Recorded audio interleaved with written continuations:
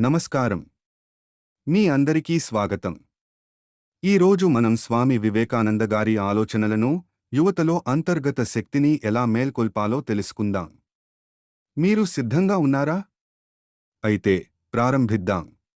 స్వామి వివేకానంద భారతదేశం గర్వించదగిన మహానుభావుడు. ఆయన జీవితంలో ఎన్నో స్ఫూర్తిదాయకమైన సంఘటనలు ఉన్నాయి.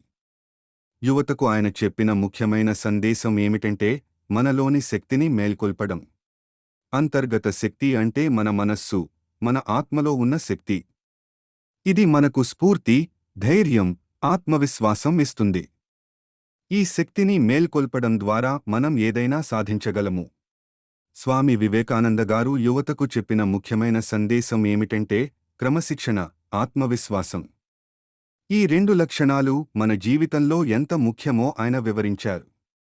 క్రమశిక్షణ అంటే ప్రతిరోజూ మన లక్ష్యాల కోసం కష్టపడటం. ఇది మనకు విజయానికి మార్గం చూపుతుంది. స్వామి వివేకానంద గారు చెప్పినట్లు, క్రమశిక్షణతో మనం ఏదైనా సాధించగలము. ఆత్మవిశ్వాసం అంటే మన శక్తిని నమ్మడం. మనం ఏదైనా సాధించగలమని నమ్మకం కలిగి ఉండాలి. స్వామి వివేకానంద గారు చెప్పినట్లు, ఆత్మవిశ్వాసం మన విజయానికి కీలకం.